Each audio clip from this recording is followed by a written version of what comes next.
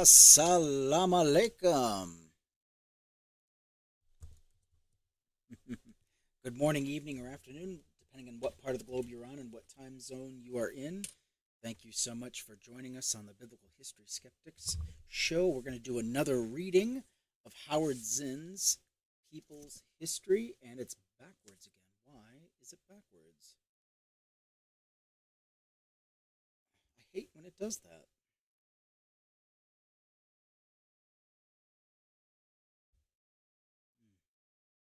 One of these days, I am going to be a professional because I'll have this nailed down. So let's go ahead and share this out.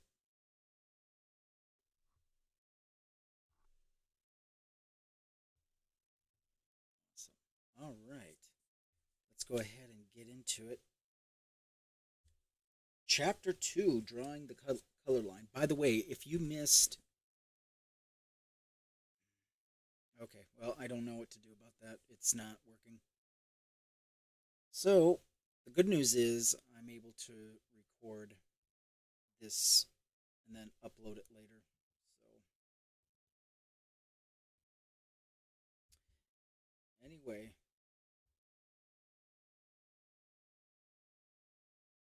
second. There we go. So, if you would like to, by the way, if you've missed chapter 1 of Howard Zinn's that I've already started, go ahead. You can catch that on my YouTube channel, Skeptical G. But right now, it looks like we're going live on my main channel, and it should be on my other one. So, never mind. No, yeah, I can't. I can't seem to fix it, so I'm not going to worry about it.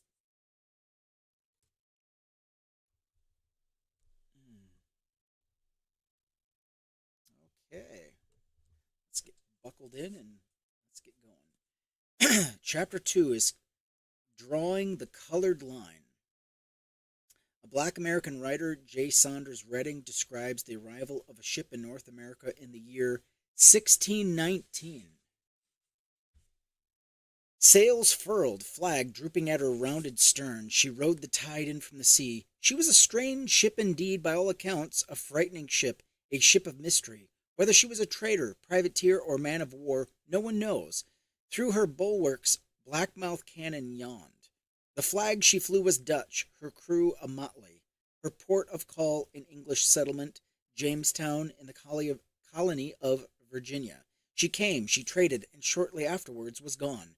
Probably no ship in modern history has carried a more portentous freight. Her cargo? 20 slaves. There is not a country in the world history in which racism has been more important for so long a time as the United States, and the problem of the color line was, as W.E.B. Du Bois put it, is still with us. So it is more than a purely historical question to ask, how does it start? And an even more urgent question, how might it end? Or to put it differently, is it possible for whites and blacks to live together without hatred? If history can help answer these questions, then the beginning of slavery in North America, a continent where we can trace the coming of the first whites and the first blacks, might simply at least supply at least a few clues. Some historians think those first blacks in Virginia were considered as servants, like the white indentured servants brought from Europe.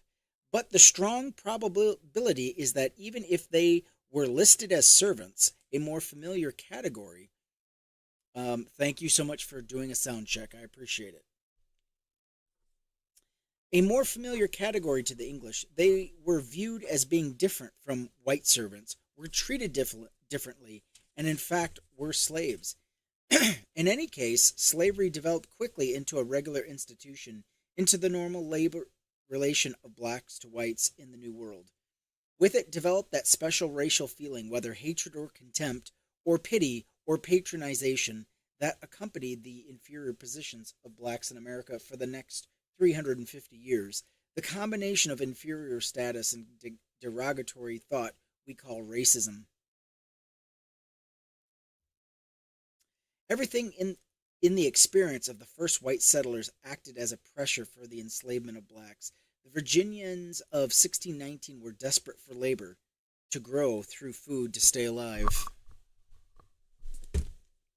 Among them were survivors from the winter of 1609 and 1610, the starving time when, crazed for want of food, they roamed the woods for nuts and berries, dug up graves to eat the corpses, and died in batches until 500 colonists were reduced to 60. In the journals of the House of Burgesses of Virginia is a document of 1619 which tells of the first 12 years of the Jamestown colony. The first settlement had 100 persons who had one small ladle of barley per meal. When more people arrived, there was even less food. Many of the people lived in cave-like holes dug in the ground, and in the winter of 1609 to 1610 they were driven through insufferable hunger to eat those things which nature most abhorred, the flesh and excrements of man, as well as our own nation, as of an Indian digged by some out of his grave after he had laid buried 3 days, and wholly devoured him. Others, envying the better state of the body of any whom hunger has not yet so much wasted as their own, lay wait and threatened to kill and eat them. One among them slew his wife as she slept in his bosom, cut her in pieces, salted her, and fed upon her till he had cleanly devoured all parts saving her head. A petition by 30 colonists to the House of Burgess, complaining against the 12-year governorship of Sir Thomas Smith, said, in those 12 years of Sir Thomas Smith's his government, we aver that the colony, for the most part, remained in great want and misery under those severe and cruel laws. The allowance in those times for man was only 8 ounces of meal and a half a pint of peas for a day, mouldy, rotten, full of cobwebs and maggots, loathsome to man and not fit for beasts, which forced many to flee for relief to the savage enemy, who, being taken again, were put to sundry deaths, as by hanging, shooting, and breaking upon the wheel, or whom one for stealing 2 or 3 pints of oatmeal had a bodkin thrust through his tongue, and was tied with a chain to a tree until he starved. The Virginians needed labor to grow corn for subsistence, to grow tobacco for export. They had just figured out how to grow tobacco, and in 1617 they sent off the first cargo ship to England. Yeah, I'm not sure if I can do that. Can you hear? Test, test, test. Let me know if you hear any more sound. Let's check the audio mixer. Okay, how about now? Can you hear it? Okay, it says I'm peaking. Let me know if it's too much. Testing, check. Okay.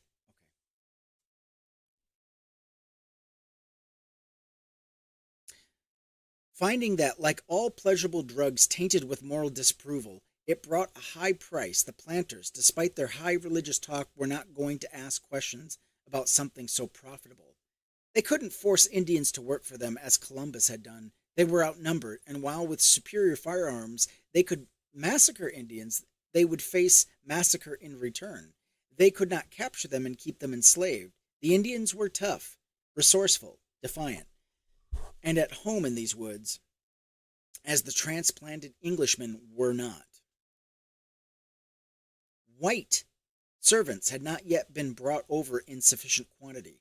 Besides, they did not come out of slavery and did not have to do more than contract their labor for a few years to get their passage and start in the New World. As for the free white settlers, many of them were skilled craftsmen, or even men of leisure back in England, who were so little inclined to work the land that John Smith, in those early years, had to declare a kind of martial law, organize them into work gangs, and force them into the fields for survival.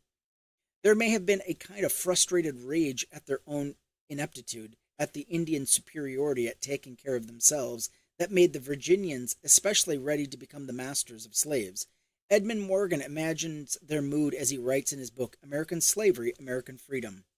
If you were a colonist, you knew that your technology was superior to the Indians. You knew that You were civilized, and they were savages, but your superior technology had proved insufficient to extract anything.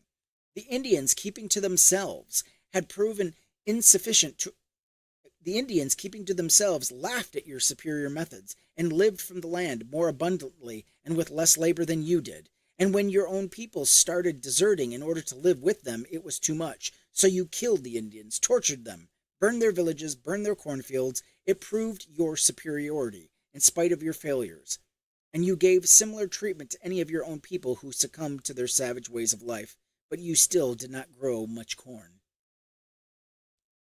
Black slaves were the answer, and it was natural to consider imported blacks as slaves, even if the institution of slavery would not be regularized and legalized for several decades, because by 1619, 1,000,000 blacks had already been brought from Africa to South America and the Caribbean, to the Portuguese and Spanish colonies, to work as slaves. 50 years before Columbus, the Portuguese took 10 African blacks to Lisbon. This was the start of a regular trade in slaves. African blacks had been stamped as slave labor for 100 years, so it would have been strange if those 20 blacks forcibly transported to Jamestown and sold as objects to settlers anxious for the steadfast source of labor. They were considered as anything but slaves. Their helplessness made enslavement easier. The Indians were on their own land, the whites in their own European culture. The blacks had been torn from their land and culture, forced into a situation where the heritage of language, dress, custom, family relations was a bit by bit obliterated, except for the remnants that blacks could hold on to by sheer extraordinary persistence. Was their culture inferior, and so subject to easy destruction? Inferior in military capability, yes, vulnerable to whites with guns and ships, but in no other way except the cultures that are different are often taken as inferior, especially when such a judgment is practical and profitable. Even militarily, while the Westerners could secure forts on the African coast, they were unable to subdue the interior and to come to terms with its chiefs. The African civilization was as advanced in its own way as that of Europe. In certain ways, it was more admirable, but it also included cruelties, hierarchical privilege, and the readiness to sacrifice human lives for religion or profit. It was a civilization of 100 million people using iron implements and skilled in farming. It had large urban centers and remarkable achievements in weaving, ceramics, and sculpture. European travelers in the 16th century were impressed with the African kingdoms of Timbuktu and Mali, already stable and organized at a time when European states were just beginning to develop into the modern nation. In 1563, Ramusio, secretary of the rulers in Venice, wrote to the Italian merchants, "Let them go and do business with the king of Timbuktu and Mali, and there is no doubt that they will be well received there with their ships and their goods and treated well, and granted the favors that they ask." A Dutch report around 1602 on the West African kingdom of Benin said, "The town seemeth to be very great when you enter it. You go into a great broad street not paved, which seemed to be 7 or 8 times broader than the Warmoes Street in Amsterdam. The houses in this town stand in good order, one close and even with the other, as the house in Holland stand." The inhabitants of the Guinea coast were described by one traveler around 1680 as very civil and good-natured people, easy to be dealt with, condescending to what Europeans require of them in a civil way, and very ready to return double the presents we make them.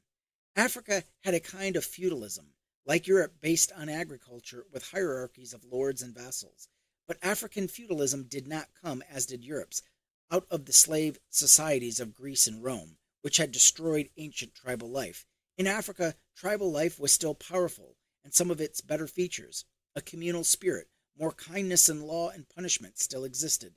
And because the lords did not have the weapons that European lords had, they could not command obedience as easily. In his book, The African Slave Trade, Basil Davidson contrasts law in the Congo in the early 16th century with law in Portugal and England. In those European countries, where the idea of private property was becoming powerful, theft was punished brutally. In England, even as late as 1740, a child could be hanged for stealing a rag of cotton. But in the Congo, communal life persisted. The idea of private property was a strange one, and thefts were punished with fines or various degrees of servitude. A Congolese leader told the Portuguese legal codes, asked a Portuguese once teasingly, "What is the penalty in Portugal for anyone who puts his feet on the ground?"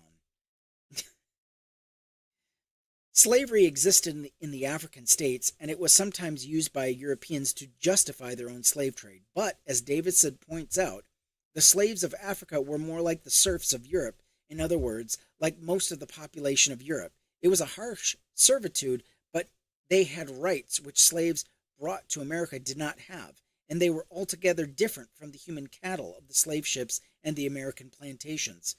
In the Ashanti kingdom of West Africa, one observer noted that a slave might marry, own property himself, own a slave, swear an oath, be a competent witness, and ultimately become heir to his master. An Ashanti slave, 9 cases out of 10, possibly because an adopted member of the family, and in time his descendants so merged and intermarried with the owner's kinsmen that only a few would know their own origin. One slave trader, John Newton, who later became an anti-slavery leader, wrote about the people of what is now Sierra Leone. The state of slavery among these wild barbarous people, as we esteem them, is much milder than in our colonies, for as, on the one hand, they have no land in high cultivation like our West India plantations, and therefore no call for the excessive, unintermittent labor which exhausts our slaves. So, on the other hand, no man is permitted to draw blood even from a slave. So whenever someone likes to throw that in our teeth, saying, well, yeah, you see, they had slaves in Africa too. It's like, yeah, but the slavery in Africa was not even near, not even close. Okay? Basically, it was described as serfdom would be.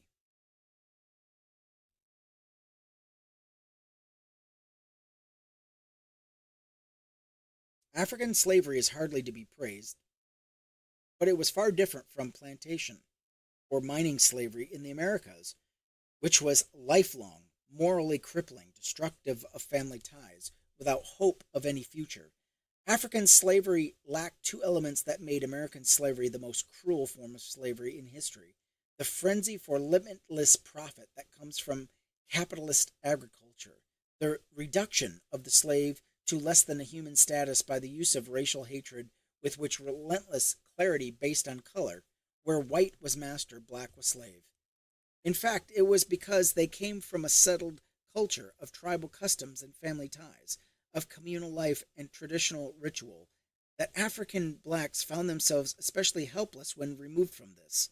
They were captured in the interior, frequently by blacks caught up in the slave trade themselves, sold on the coast, then shoved into pens with blacks of other tribes, often speaking different languages. The conditions of capture and sale were crushing affirmations to the black African of his helplessness in the face of superior force. The marches to the coast, sometimes for 1,000 miles, with people shackled around the neck under whip and gun, were death marches in which 2 of every 5 blacks died. On the coast, they were kept in cages until they were picked and sold. One John Barbow, on the end of the 17th century, described these cages on the Gold Coast. As the slaves come down to Fida from the inland country, they are put into a booth or prison near the beach, and when the Europeans are to receive them, they are brought out onto a large plain where the ship's surgeons examine every part of every one of them, to the smallest member, men and women being stark naked. Such as are allowed good and sound are set on one side, marked on the breast with a hot red iron, imprinting the mark of the French, English, or Dutch companies. The branded slaves after this are returned to their former booths where they await shipment, sometimes 15 days. When they were packed aboard the slave ships in spaces not much bigger than coffins, chained together in the dark, wet slime of the ship's bottom, choking in the stench of their own excrement, documents of this time describe the conditions.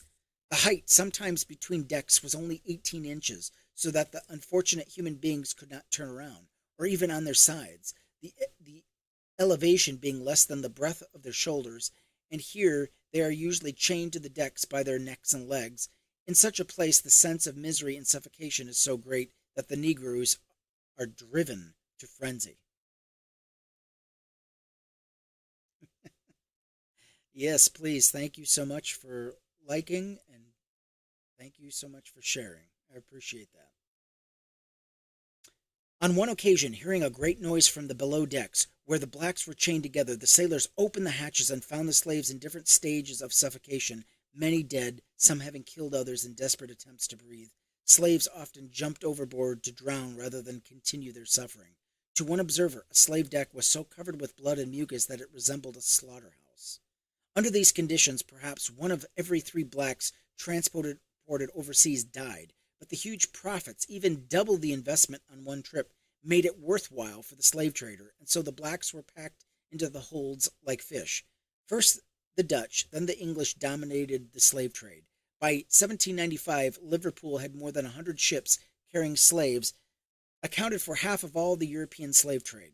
Some Americans in the New England entered the business, and in 1637 the first American slave ship, the Desire, sailed from Marblehead. It holds its holds were partitioned into racks, 2 feet by 6 feet, with leg irons and bars. By 1800, 10 to 15 million blacks had been transported as slaves to the Americas, representing perhaps one-third of those originally seized in Africa. It is roughly estimated that Africa lost 50 million human beings to death and slavery in those centuries we call the beginning of modern Western civilization, at the hands of slave traders and plantation owners in Western Europe and America, the countries deemed the most advanced in the world. In the year 1610, a Catholic priest in the Americas named Father Sandoval wrote back to a church functionary in Europe to ask if the capture, transport, and enslavement of African blacks was legal by church doctrine. A letter dated March 12, 1610, from Brother Louis Brandoin, Father Sandoval gives the answer.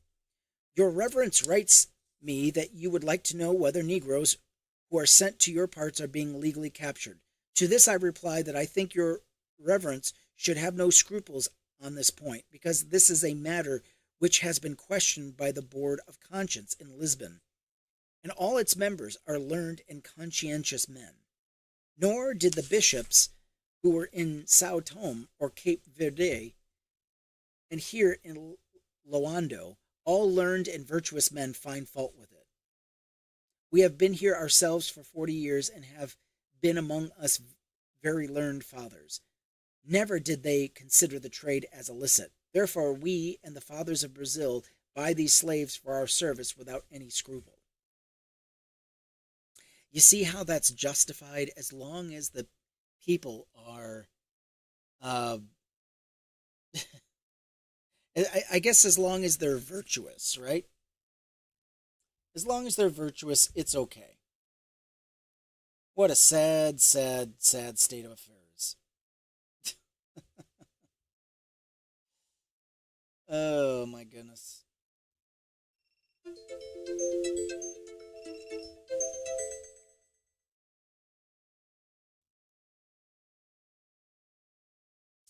But what can you do?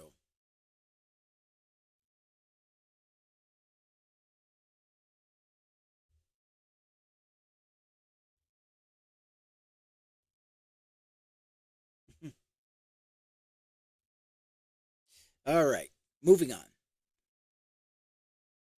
With all of this, the desperation of the Jamestown settlers for labor, the impossibility of using Indians, and the difficulty of using whites, the availability of blacks offered in greater and greater numbers by profit-seeking dealers in human flesh. And with such blacks possible to control because they had just gone through an ordeal, which, if it did not kill them, must have left them in a state of psychic or physical helplessness. Is it any wonder that such blacks were ripe for enslavement?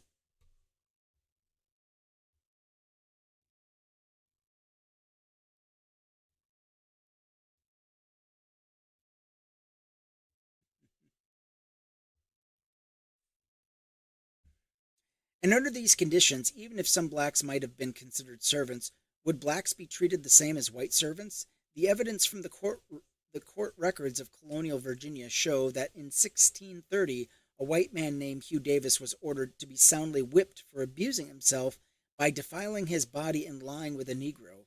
10 years later, 6 servants and a Negro of Mr. Reynolds started to run away. While the whites received lighter sentences, Emmanuel the Negro received 30 stripes and to be burnt in the cheek with the letter R, and to work in shackles 1 year or more as his master shall see cause. Although slavery was not yet regularized or legalized in those first years, the list of servants show blacks listed separately.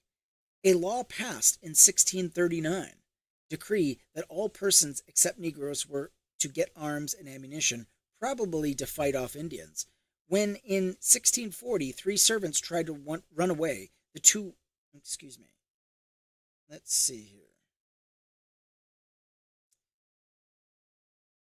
When in 1640 3 servants tried to run away, the 2 whites were punished with a lengthening of their service, but as the court put it, the third being a Negro named John Punch shall serve his master or his assigns for the time of his natural life.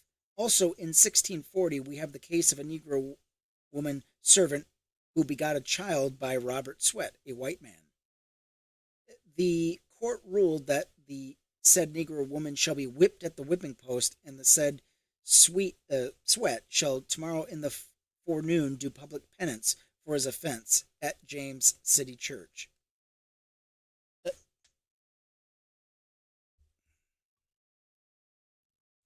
see here. You lost me. Well, hopefully I'm back. Give me 1 second.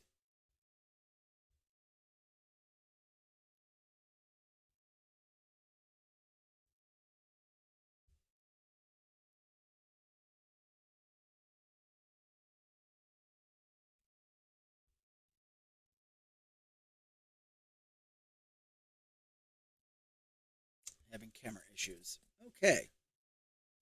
Moving along.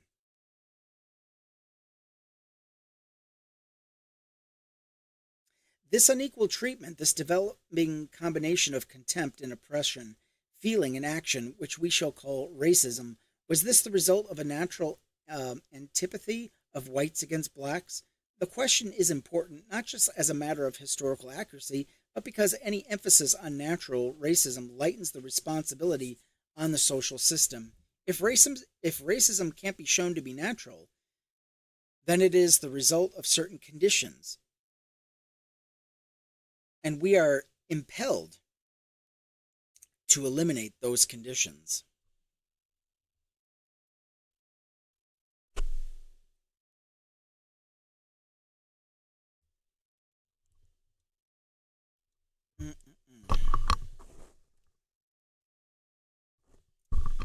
Looks like you're talking to a ghost. Okay. Not sure what that means.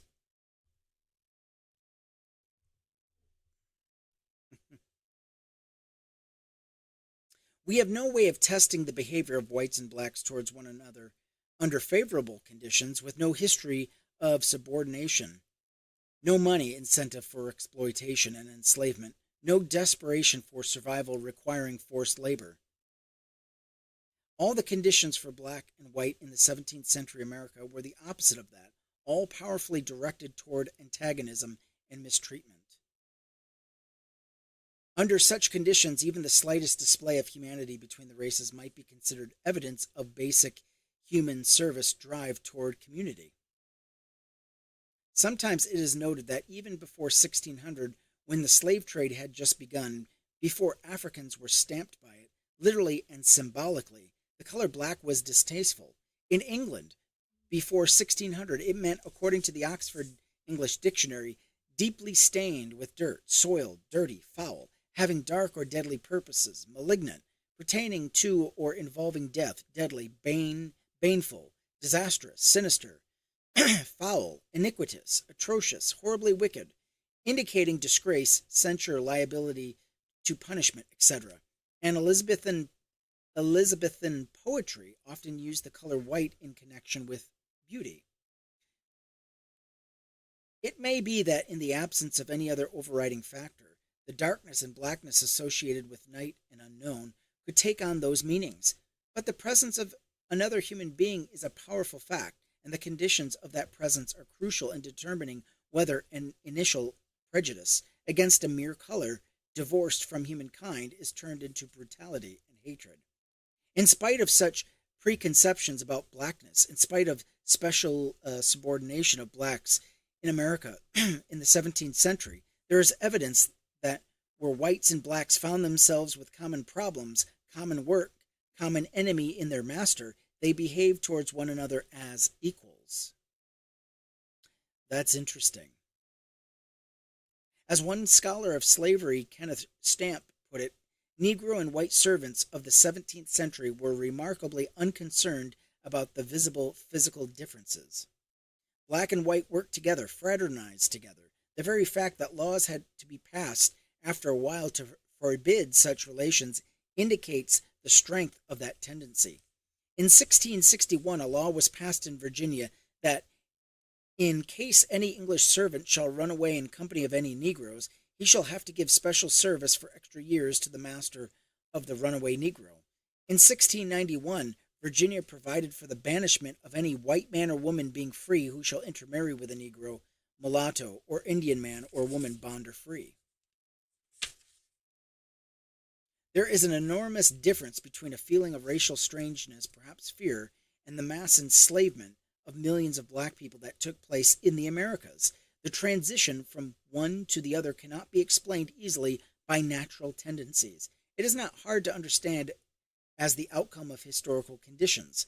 Slavery grew as the plantation system grew. The reason is easily traceable to something other than natural racial repugnance. The number of arriving whites, whether free or indentured servants, under 4 to 7 years' contract, was not enough to meet the need of the plantations. By 1700, in Virginia, there were 6,000 slaves, 1/12 of the population. By 1763, there were 170,000 slaves, about half the population. Blacks were easier to enslave than whites or Indians, but they were still not easy to enslave. From the beginning, the imported black men and women resisted their enslavement. Ultimately, their resistance was controlled, and slavery was established for 3 million blacks in the South. Still, under the most difficult conditions, under pain of mutilation and death throughout their 200 years of enslavement in North America, these Afro-Americans continued to rebel. Only occasionally was there an organized insurrection. More often they showed their refusal to submit by running away. Even more often they engaged in sabotage, slowdowns, and subtle forms of resistance which asserted, if only to themselves and their brothers and sisters, their dignity as human beings. The refusal began in Africa. One slave trader reported that Negroes were so willful and loth to leave their own country that they have often leapt out of the canoes, boat, and ship into the sea and kept under water till they were drowned. When the very first black slaves were brought into Hispaniola in 1503, the Spanish governor of Hispaniola complained to the Spanish court that fugitive Negro slaves were teaching disobedience to the Indians. In the 1520s and 1530s, there were slave revolts in Hispaniola, Puerto Rico, Santa Marta, and what is now Panama. Shortly after those rebellions, the Spanish established a special police for chasing fugitive slaves. Oh, this is getting interesting. A Virginia statute of 1669 referred to the abstinency of many of them, and in 1680 the Assembly took note of slave meetings under the pretense of feasts and brawls, which they considered of dangerous consequence. In 1687, in the colony's northern neck, a plot was discovered in which slaves planned to kill all the whites in the area and escape during a mass funeral. Gerald Mullen, who studied slave resistance in 18th century Virginia in his work Flight and Rebellion, reports, the available resources on slavery. In 18th century Virginia, plantation and county records, the newspaper advertisements for runaways describe rebellious slaves and a few others. The slaves described were lazy and thieving. They feigned illnesses, destroyed crops, stores, tools, and sometimes attacked or killed overseers. They operated black markets in stolen goods. Runaways were defined as various types. They were truants, who usually returned voluntarily, outlaws, and slaves who were actually fugitives. Men who visited relatives went to town to pass as free or tried to escape slavery completely, either by boarding ships and leaving the colony or banding together in cooperative efforts to establish villages or hideouts in the frontier. The commitment of other type of rebellious slaves was total. These men became killers, arsonists, and insurrectionists. Slaves recently from Africa, still holding on to the heritage of their communal society, would run away in groups and try to establish villages of runaways out in the wilderness on the frontier. Slaves born in America, on the other hand, were more likely to run off alone and with the skills they had learned on the plantation to try to pass as free men. In the colonial papers of England in 1729, a report from Lieutenant Governor of Virginia to the British Board of Trade tells how a number of Negroes, about 15, formed a design to withdraw from their master and to fix themselves in the fastness of the neighboring mountains. They had found means to get into their possession some arms and ammunition, and took along with them some provisions, their clothes, bedding, and work tools.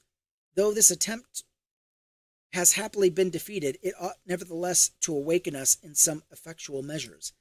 Slavery was immensely profitable to some masters. James Madison told a British visitor shortly after the American Revolution that he could make 257 on every Negro in a year and spend only $12 or $13 on his keep. How's that for profit margins? Imagine only spending $12 a year for the upkeep of your slave, but get $257 in profits. Imagine that.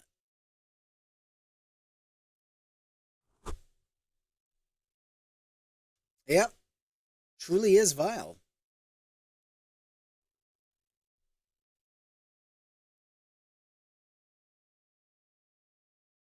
Another viewpoint was of slave owner Landon Carter, writing about 50 years earlier, complaining that his slaves so neglected their work and were so uncooperative, either cannot or will not work, that he began to wonder if keeping them was worthwhile.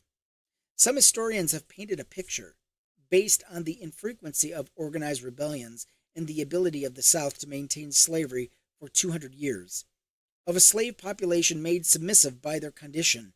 With their African heritage destroyed, they were, as Stanley Elkins said, made into Sambos, a society of helpless dependence. Or, as another historian, Ulrich Phillips, said, by racial quality submissive.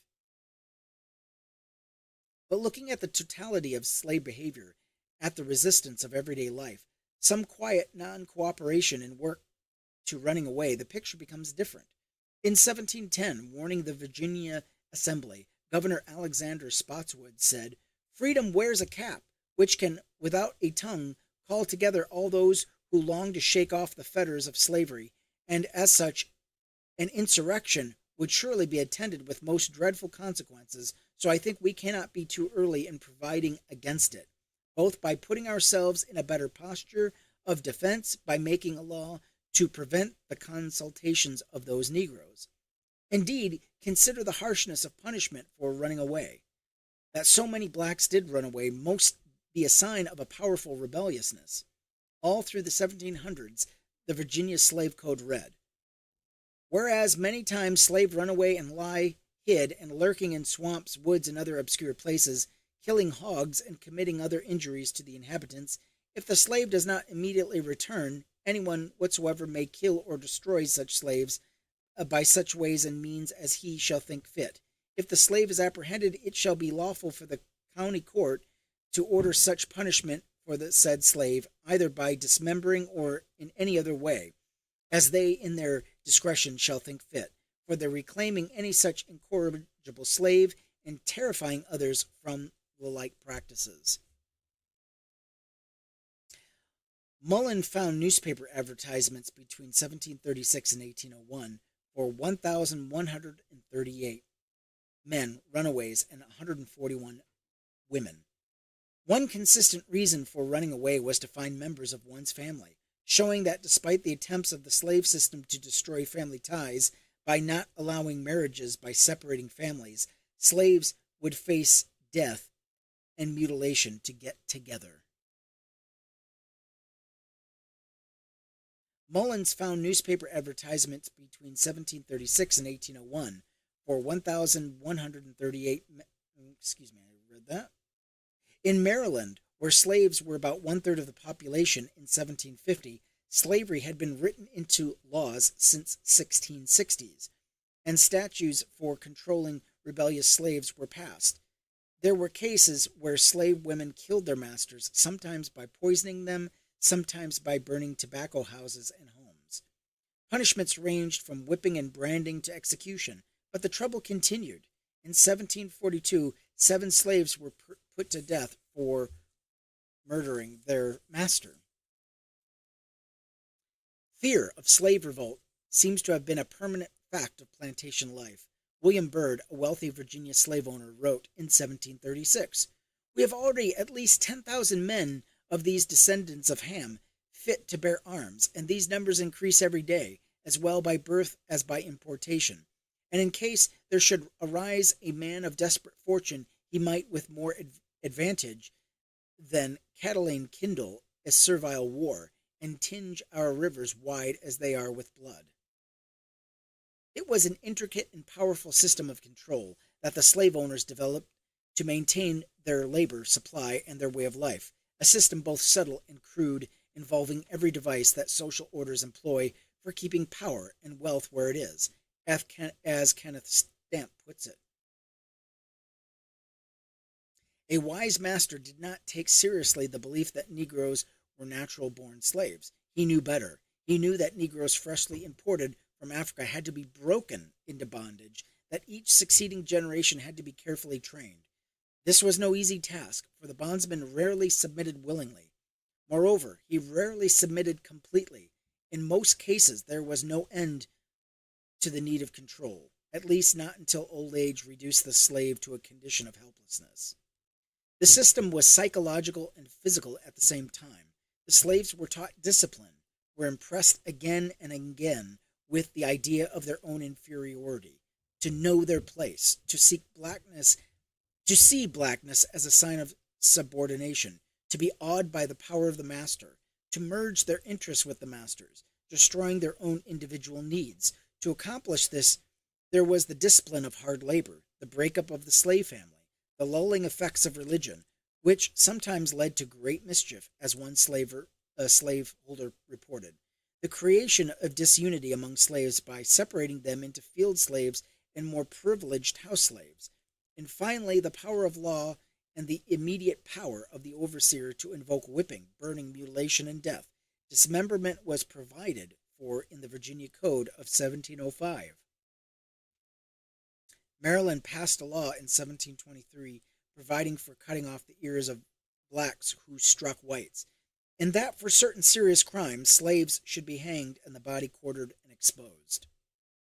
Still, rebellion took place, not many, but enough to create constant fear among white planters.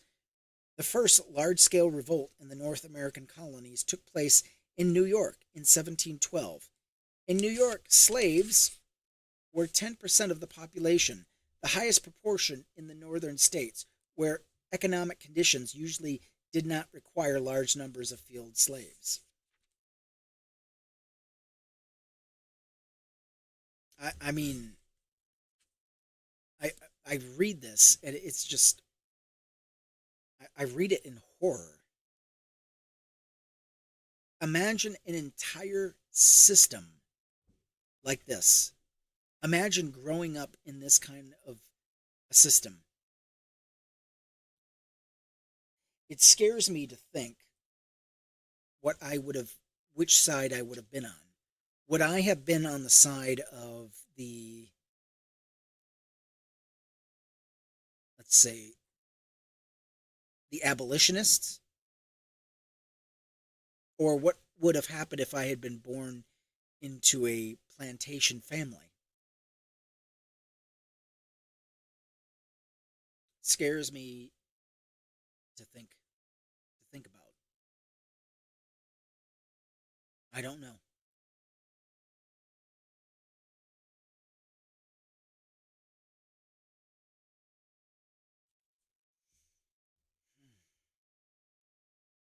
About 25 blacks and 2 Indians set fire to a building, then killed 9 whites who came on the scene. They were captured by soldiers, put on trial, and 21 were executed. The governor's report to England said some were burnt, others were hanged, one broke on the wheel, and one hung alive in chains in the town. One had been burned over a slow fire for 8 to 10 hours, all this to serve notice to other slaves. A letter to London from South Carolina in 1720 reports, I am I am now to acquaint you that very lately that we have had a very wicked and barbarous plot of the design of the Negroes rising with a design to destroy all the white people in the country, and then to take Charlestown in full body. But it pleased God it was discovered, and many of them taken prisoner, and some burnt, some hanged, and some banished.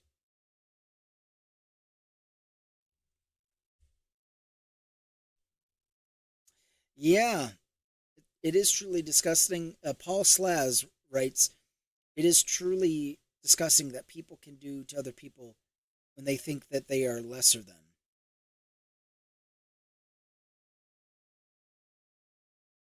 And then write about it casually. Like, oh, it's just another day.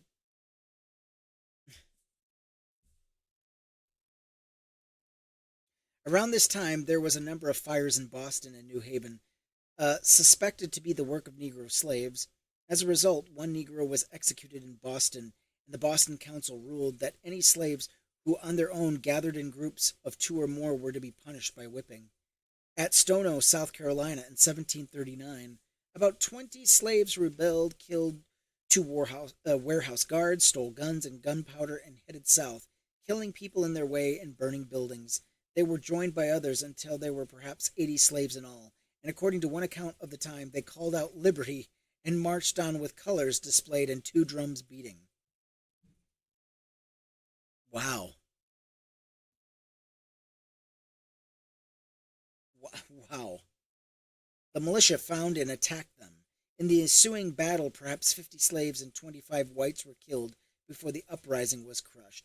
I wonder if this had any effect in the creation of the Second Amendment, the right to bear arms through a militia.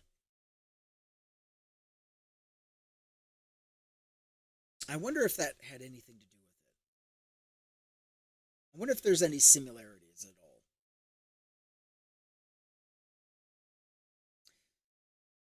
In the ensuing battle, perhaps 50 slaves and 25 whites were killed before the uprising was crushed.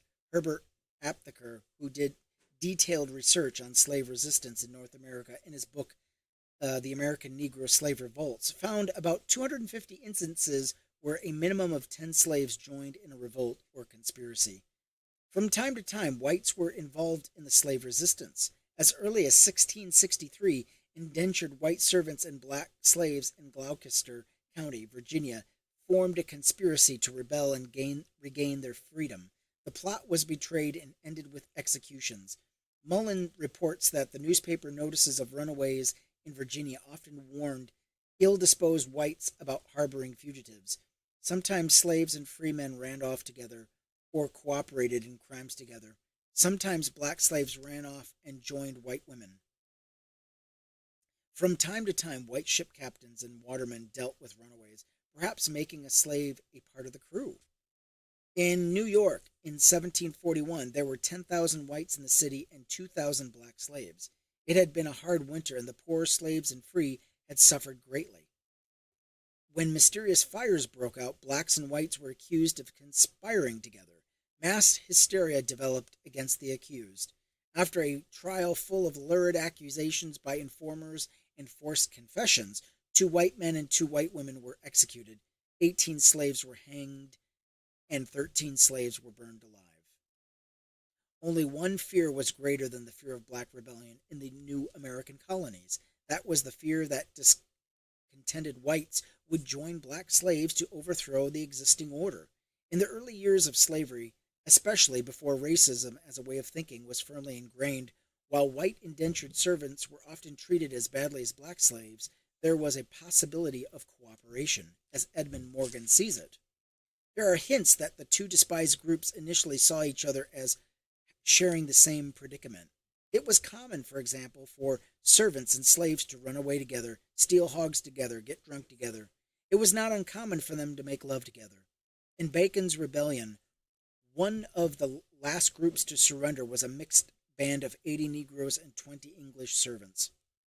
As Morgan says, masters initially at least perceived slaves in much the same way that they had always perceived servants: shiftless, irresponsible, unfaithful, ungrateful, dishonest. And if free men with disappointed hopes should make common cause with slaves of desperate hope, the results might be worse than anything Bacon had done. And so measures were taken.